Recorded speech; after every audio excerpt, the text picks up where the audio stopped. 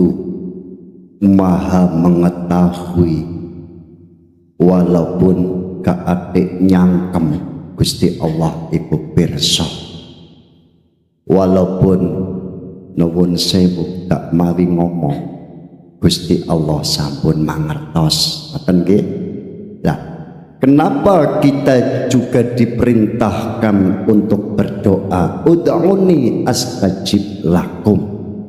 Berdoalah kepadaku, nanti akan aku sembahyani. Doa itu secara syariat diperintahkan, dan itulah salah satu adab nyuwun dateng Gusti, tata krama adab bilih seorang hamba butuh pertolongane Gusti Allah. Dadi